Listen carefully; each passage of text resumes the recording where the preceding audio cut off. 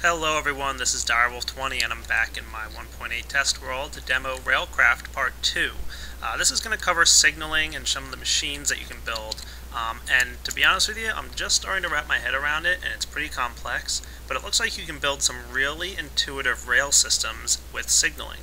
So without further ado, let's get started on checking that out. And I'm probably also going to cover the devices that you can build in Railcraft as well in this episode. So let's get started. Alright guys, there's one more rail that I missed showing you in my last mod spotlight / tutorial.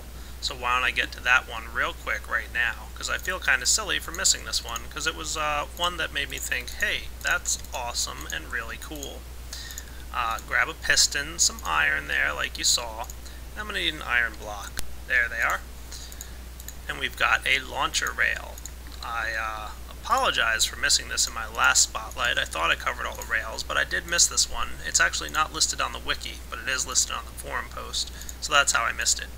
Let me get myself a couple more of these launcher rails now that I've shown you the recipe, and go ahead and place it down here, like so. And if I right click on this guy with a crowbar, we can see the force that launches with. What's this guy gonna do? Well, it launches minecarts. Duh. So let's go ahead and set up a system here to check this guy out, shall we? I'm going to go ahead and place down my powered rails, like so. And let's go ahead and check it out, shall we? Now, this guy should launch. I think he needs a redstone signal for him to be turned on. Let's see what happens when we send him down. Ta-da! That's pretty cool. Now we can, of course, adjust that launch power, like so. I guess 5 is the lowest it'll go down to, but we can boost it up a little bit more if we want. That's pretty nifty. Let's see that one more time with a launch power of 10. So we just doubled the power of the launch. And I'm going to make it daytime. Okay, launch power 10 time, go. Whoosh! That is cool. Definitely a lot of fun. And don't forget, you can be riding these minecarts. Maybe we should demo that piece real quick. Get in there and launch me. Whee! Nifty. Okay, so the first recipe I'm going to show you guys is a controller circuit. And you can see the recipe demoed here. We've got some lapis lazuli, some sand, some slime balls, you know, that kind of stuff. All vanilla Minecraft items, because Railcraft doesn't add any ores to the game. Now, controller circuits are a component for a couple different things. There's also a receiver circuit, which is pretty much the same components here, just a complete mirror image of it. And I'll probably show you that later, but you can also check it out on the wiki. So that's the controller circuit, and the first piece that we'll need to create some of our signaling items. Next up, we've got a signal lamp. Now these are glass panes, not glass, so you need to look up how to make glass panes. And you need some lime dye, some dandelion yellow, some redstone, and some glowstone. And that'll get you a signal lamp, another component part to some of the items we're going to be making. Next up is the fundamental part of all the things that we're going to be doing with signaling, and it's actually an item that we're going to be using. It's called the block signal. So I need 2 of these guys. So you just saw me create one with the recipe, so I'm going to give myself another one with TMI. So let's go find this guy in TMI. Here he is, block signal. So I've got 2 now, because you need 2 of them to work together. Finally, I need one more item here, and it needs a couple of buttons, a compass, a glass pane, and a redstone. And this is a signal block surveyor tool. This is a tool that's going to link these 2 block signals together. And I'll show you what I mean by that right now. So let's set up a rail system as shown. I'm just going to put a bunch of rails running along the ground here. Okay, and I'm going to place my block signal somewhere near one end of the rail.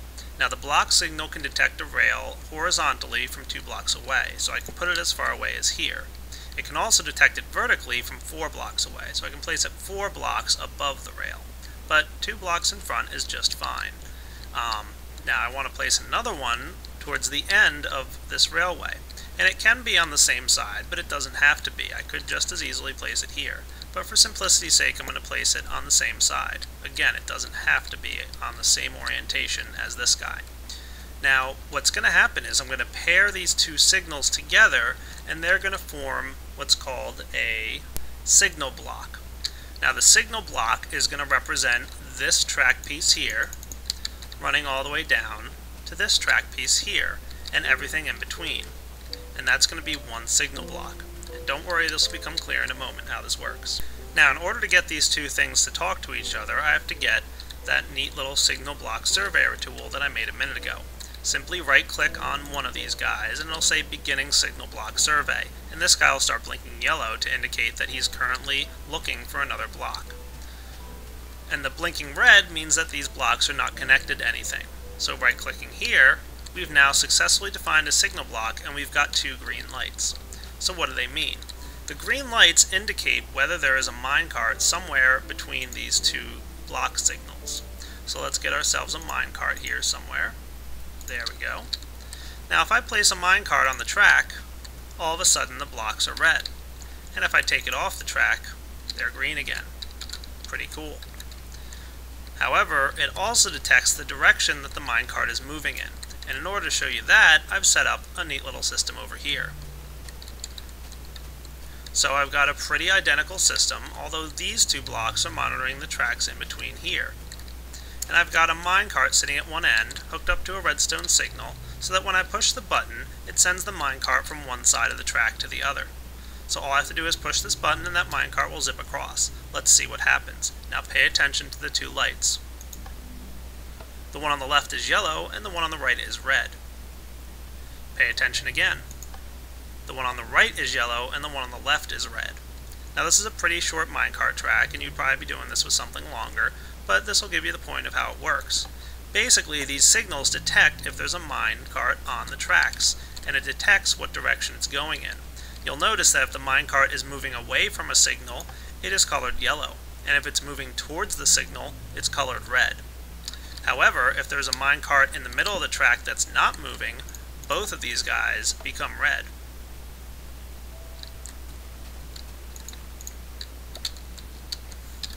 So that is a way to determine if there are minecarts on the track, what direction they're going in, and it's a visual indication that, hey, there's a minecart coming at you, look out. Now, of course, Railcraft is going to move on and let you do some things about the fact that there's a minecart on the track coming your way. So how can we use these aspects? Well, let's go ahead and craft an item that's going to let us take advantage of these lights that are getting flipped to different colors. Now remember I said the receiver circuit was a mirror image of the last circuit I showed you. So this is the receiver circuit, and this is going to be a component in any machines that can receive a signal, whereas the other guys were emitting a signal, and those were controller circuits. So those little lights back there emit a signal, the machine we're about to build is going to receive a signal. And it's a pretty simple recipe. Some iron, that receiver circuit, and some redstone will give us a signal receiver box. So let's go lay it on the ground and see what happens. We can place this box pretty much anywhere in the world, and we can set up a redstone signal to it. And you'll see the box is blinking red. Actually, I'm not going to connect it to that. Now if we take another item, let's go craft it now. I've got another receiver circuit, a redstone torch, and two buttons will give me a signal tuner. This is a device similar to the signal block surveyor, which will link something that emits a signal and something that receives a signal. So this links two lights together. This will link a light with one of the machines or devices. Let's give it a shot. Let's link it with this light right here. So right click on this light, started pairing, and right click on the controller block that I just placed. They're now paired, and you can see that the light on the controller block matches the light on that light over there. And if I send my minecart through again and we watch, see how it's red? And see how it's yellow. And you can see it's also emitting a redstone signal at some points, and we can configure that if we have a crowbar, which I showed you guys how to craft in my last tutorial. So let's go get the crowbar out of here, and right click on this box. We can see you can choose which signal box aspect to emit redstone on. So right now, it's emitting a redstone signal when it's green. Ta-da!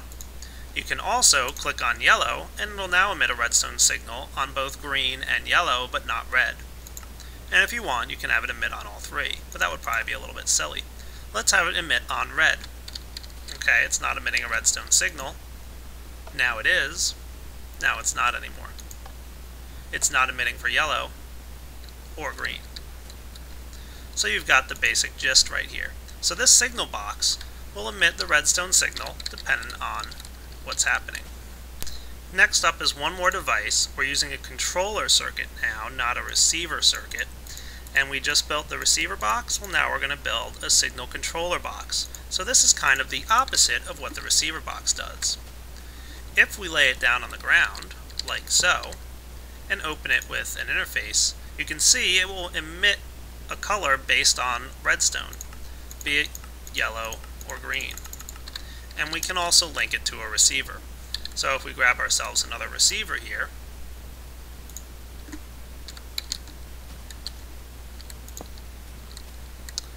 and let's say when you receive a redstone signal, emit a green aspect. And then we need to link it, so we right-click with this guy and right-click here. Ta-da! They're successfully paired. Let's actually switch this to yellow. Now if I place down a redstone signal, okay, I thought that's how it worked. There we go. So you need to run a redstone signal into it, and it'll emit yellow. And then here, it's receiving yellow. So they're kind of transmitting between each other. Now, an interesting thing to note here is that instead of this, let's grab our signal tuner and turn this off by right-clicking and right-clicking. Now they're no longer paired. Let's take our controller box, which emits the signal, and go place it next to the receiver that we've got over here, like so. You can see that they're linked now. And this guy's blinking because there's nothing linked to it to receive. So if I connect these two again, you can see that they're now matching. Now watch what happens when I send the card again. Remember, this guy is linked to the light system over here, and he's connected to this controller, which is linked to this receiver. What's going to happen? Well, the controller is going to forward its state along to the next receiver. Let's check that out now. Note that everything turned red, and then everything turned back to green. Now everything's yellow, and everything's back to green. So basically, if you connect a controller to a receiver, it can be used to forward this message along somewhere else. Pretty good to know. So what's a practical application to this? Let's give it a try and see what we can figure out. So I've just set up a minor little change here. I've got a switch track that leads over to this little excess track here, and then back onto the main track. And I've got a little switch gate here, and if we right click on the switch gate with a crowbar, we'll see we've got an aspect thing here. That's right. The switch motor, which I didn't show you guys before, actually works as a receiver, and I can link it to one of these lights and have it automatically switch the track based on the color of the light. So for example, let's watch what happens. Say there was a minecart going right, and at the same time there was a minecart going left, and we wanted to kind of make sure that they didn't collide with each other. We can set it up so that the light on the left there, when it's red, it switches the minecart track. In other words, when it detects that there's a minecart coming in this direction, it'll turn this light red, and this red light will cause this switch to cause a switch here. Let's try it out, shall we? Now I've only got one minecart on here, but you can watch the switch motor. When the minecart's heading to the right, it's not emitting a red signal from the left light, so it's not going to switch the switch. But when it's heading off to the left, you'll see the switch has been switched, and switches back. Now let's put another minecart down here. So I've got minecarts on either side, and what should happen is the minecart on the right, over there, will start heading down the track. At the same time, this guy starts heading down. As this guy's moving across, it's going to cause this one to create a red signal, automatically switching the cart track. Let's see what happens. Ta-da! Looks pretty slick. Now let's take it one step further. So I've made a minor change to the system. I've instead set up a receiver here, ta-da, that emits a redstone signal on the red aspect. And I can set this guy up to not emit a switch no matter what aspect it gets. It doesn't really need to be connected to that guy anymore. Let's see if it works. You can see that the red light there caused a redstone signal to be emitted and switched the track. Same concept as before. The next thing I'm going to do is take a controller box and tie it to this receiver. This way they have the same signal. It's blinking red now because there's no receiver connected to this controller. I'm going to place the receiver over here on this minecart track right here. Those of you who watched my last tutorial will recognize this as a holding rail. When a minecart track hits it, it'll be held in place until a redstone signal is received, and it'll continue along the path it was originally traveling. Now I need to connect this transmitter here with this receiver here. And they're good. And I want to set up this receiver to only emit a redstone signal when the light is green. What's going to happen now is when the light's green, everything's good. However, when this light turns red, it's going to force this minecart off to the alternate rack. And because the minecart's sitting here and the light's still either red or yellow, this will not be emitting a redstone signal, so the minecart will get held here until this minecart reaches all the way to the other end. Then the lights will both be green, and it'll allow this minecart to travel back along. Let's see what happens. The lights turn red and it holds onto the track. Once the lights are green again, it lets the minecart continue along. One more time, holding it, and moving back along. So you can see there's a lot of potential for these systems. You can do some pretty impressive designs if you really start playing with this stuff.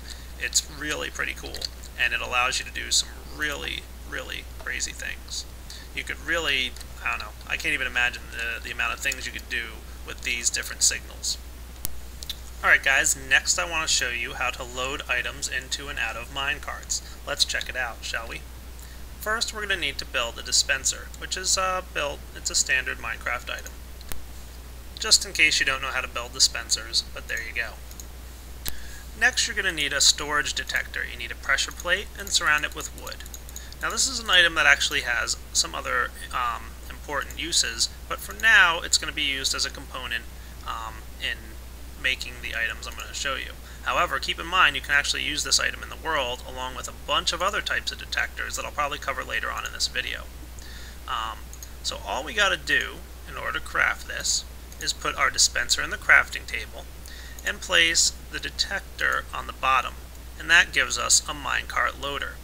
Now remember this because you're going to need to know it. Place your detector on top and you've got a minecart unloader. So this loads minecarts and this unloads minecarts. Pretty spiffy. So we've got our minecart loader here. Awesome. And why don't I just gift myself a dispenser and get myself set up for the next guy. The unloader. And let's check this out. So let's build something here, shall we?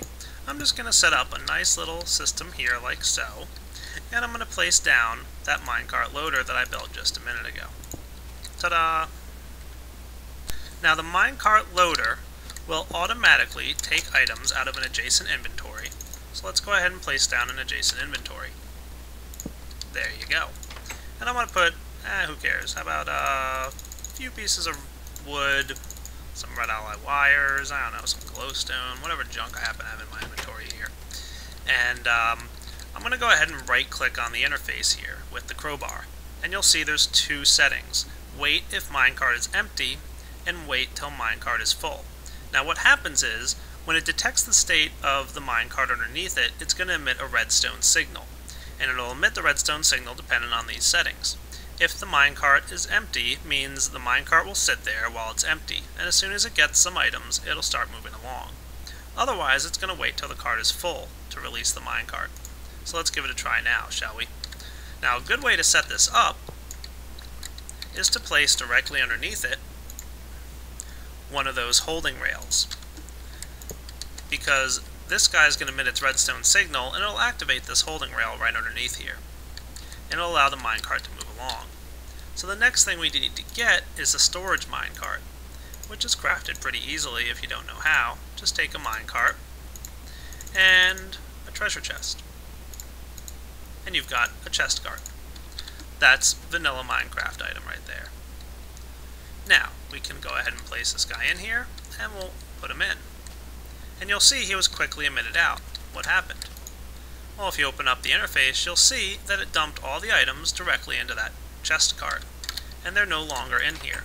So what happened is, it dumped out as many items in the chest as it had, and then emitted the redstone signal, because it's currently set to emit a redstone signal when the cart is not empty. So it's going to hold it while the cart's empty. Well, the cart wasn't empty anymore, so it let it go along. If we set it to this guy instead, it would force it to wait until the cart was completely full. So I've gone ahead and set this guy to wait until the cart is full. And if I place the cart on here now, and give it a push, it's going to dump the items into the cart, as you can see, but since the cart's not completely full, it's not emitting a redstone signal. So why don't I turn that off, because I do in fact want it to go ahead and shoot away at this point. Minecart unloaders need to be placed underneath where the minecart's going to be, like so. And it will emit a redstone signal on the opposite condition, when there's nothing left to be emptied from the cart, or there's nowhere to place items. And that's actually a configuration item that I'm going to show you guys in a minute. So why don't we get ourselves another one of those holding rails, holding rails, and place it right on top. And I'm going to place a chest, because that's the simplest solution, right like so. So let's go ahead and take out our items here again, and I'm going to place them back in this chest. I'll even put some dirt in there. Let's check out this condition. Okay, so it's not going to wait for the cart to be full. And this guy's conditional, if I right click on him, if I can get in there, is wait till cart is empty is true. So it's going to keep this cart on there until it's completely empty, even if there's no room in this chest. Let's go ahead and give it a try. Just place this guy back down there. And I'm even going to place down another holding rail, because I just want to demo how this works. So I'm going to place the cart on here. It's currently empty. I'm going to push it through. It got the items. Now I have it holding on the holding rail. You can see the items are in there. If I go ahead and activate the holding rail with a redstone signal, it's going to catch on here, and then proceed along. This guy is now empty, and the items were emitted into the chest next to the unloader block. Pretty spiffy. Those of you paying attention to my first video heard that this works with Buildcraft, and it in fact totally does. So if we go ahead and check it out here, we'll see that we can pump items into and out of unloaders. So let's go ahead and place some items in here and see how they work.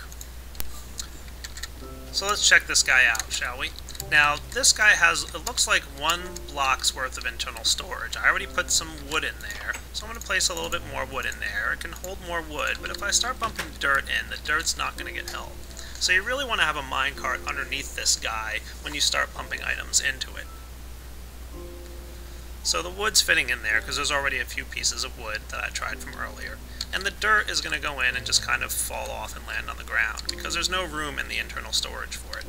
So let's go ahead and place the minecart underneath. But before I do that, I'm going to set up a signal here to only emit a redstone signal when the cart's full. This way it won't send the minecart along until it's all done. Now I can go ahead and put some dirt, some red alloy wire, whatever I want in there.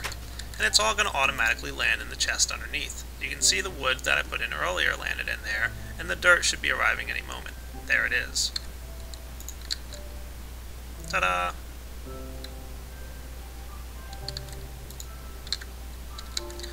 Now, because of the way it's currently set up, it's going to wait for this minecart chest to be completely full before it emits a redstone signal. However, I'm going to manually do it. But I want you guys to think, how could we set this system up to automatically send this cart along when this chest is empty? I'll give you a hint, you're going to need Buildcraft 3.0 to do it. I'm sure you guys can figure it out. I don't have Buildcraft 3.0 installed, and if you can't figure it out on your own, you're going to have to wait for, I don't know, maybe my Let's Play series, if I'm using all these mods, to go ahead and check it out. But let's go ahead and send this along with a redstone signal. Whoops, went the wrong way. There we go. And it got held at the emptying guy, and it's just going to empty all the items out. You can see it probably took out all the wood, and the wood's currently sitting in the internal storage of this guy right here, and the wood's going to be pumped out. And as soon as it gets all the wood out, it's going to take the next item, the dirt, and then it's going to take the red alloy wire. And once it gets all those guys out of there, it's going to go ahead and let the minecart move along. So let's speed this process up.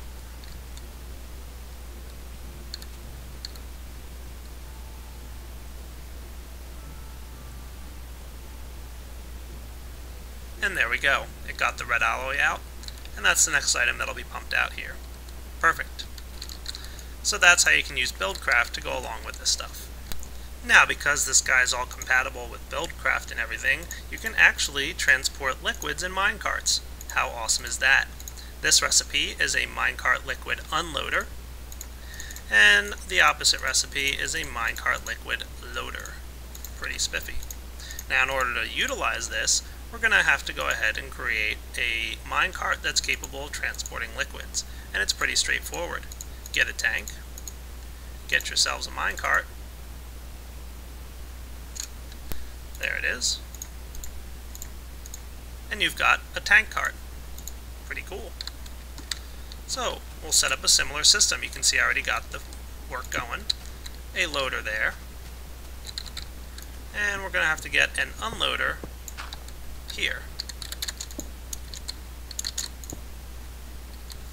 And if we check it out with the crowbar, we can see wait till minecart is empty is true. And it's also got a filter on it. Cool. And here, wait if minecart is empty. Same basic concept.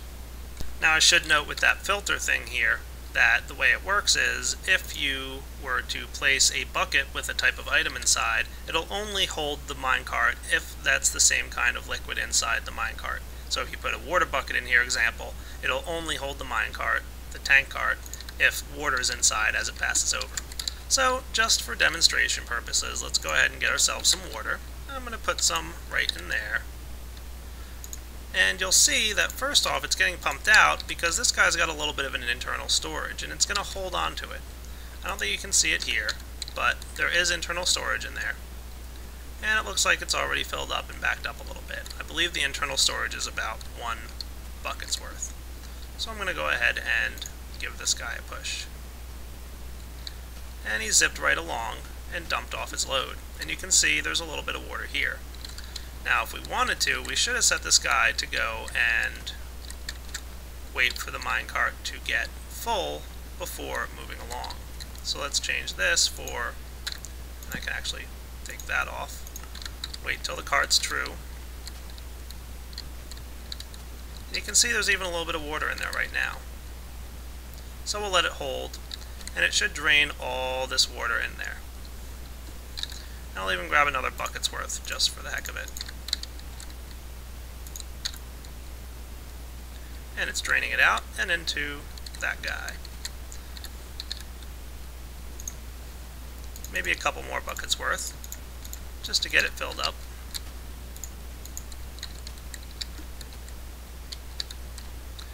That's probably enough. So let's go ahead and take our redstone torch. It might be almost full, but I'm just going to manually push it along. And you'll see it'll wait here and it'll pump and drain all the liquid out and into this tank that I placed down here. And drain and drain and drain until it's empty. Because we told it to hold there until the minecart's empty. Almost done, and then it zipped right along. Now remember I mentioned that detectors are only one of many types. This is a detector block that emits a redstone signal when there's a minecart on top of it with an inventory, like a wooden chest. This guy detects anything. This guy detects empty. This guy detects a mob on top. This guy detects a furnace on top. I mean, there's a bunch of different detector blocks here. You're going to want to look at the wiki, because I'm not going to cover each one of them right here in this video tutorial, but check out the wiki. They're basically different detector blocks, and it'll detect what kind of minecart is sitting on top of it, and what's in the minecart as well. So, one more thing I'm going to show you guys here is some cosmetic stuff you can do with Railcraft. And then I'm going to end this episode with a bang, because if I learned anything from Mythbusters, it's always end with a bang. So let's go ahead and create one of those. We'll get our stone slabs and our iron ingot and get one of those stone ties. Place a stone tie in a crafting table by itself and you get a stone post. Cool. If you place 2 iron on top of each other, you get an iron post. Let's get a couple of those guys. Nifty. And finally, there's a concrete block, which is 4 smooth stone and 1 iron in the middle, and that's your concrete block. Let's check these guys out once it's daylight. Okay, so I've got my concrete blocks, my iron posts, and my stone posts.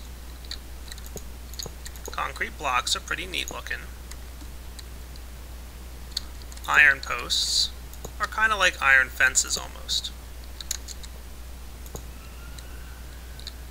And stone posts are kind of like the same thing but made out of stone. And if you're really creative, which I am not, you can use these guys to create some pretty neat looking railway and subway systems. This is purely cosmetic, but it's really kind of neat. And the cool thing about these posts, especially the iron ones, is that you can dye them with any of the colors that you can dye any items with, like wool. So if we wanted a blue posts, we could throw blue in there. Sweet. And if we wanted yellow, we could do the same. So you can have all kinds of neat little systems that look all pretty, and I'm going to leave it up to you guys to imagine the cool and nifty stuff you can do with this, because like I said, I'm not too visual. I'm good at building complex systems, but not good at making things look pretty. But let's say if I did something like this, and I don't know, something like this, and maybe a mine track system down the center. And, I don't know, stone posts on the side or something. I don't know what I'm doing, to be honest with you. Like I said, no good with visual stuff, but there's some stone posts. Yeah, that might be cool looking. Okay. So like I said, I'm not very good at the visual stuff, but hey, that looks kind of neat. And you could have all these cool little iron posts down here. Where were they at?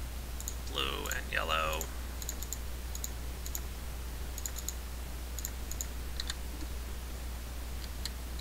And you could have them connected like so.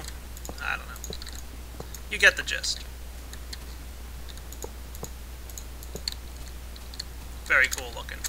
And you could build some really neat railway systems using those guys. There's also wooden posts. If you go ahead and take your wooden ties and just place one in a crafting table, there's a wooden post as well. And they look pretty cool also. Yeah, you get the gist. Now what I say about going out with a bang, oh that's right, there's TNT carts. That's right, you can set up some carts with TNT in them. But how do we light that TNT? Well, there is in fact one more rail that I haven't shown you guys yet. In order to build it, we need our pressure plates, one on the top, a flint and steel on the bottom, those wooden rail beds in the middle, and you get a priming rail. Priming rails will trigger and cause the TNT cart going over it to explode. So let's set one down there like that. Let's get ourselves some powered rails, like so.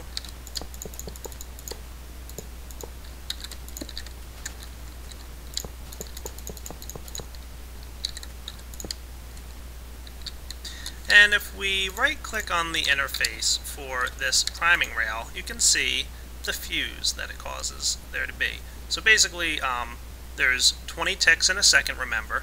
So a fuse of 80 ticks is 4 seconds. Let's make it 100 ticks, which would be 5 seconds. Sounds pretty good to me. And let's go ahead and place down, oh, I don't know.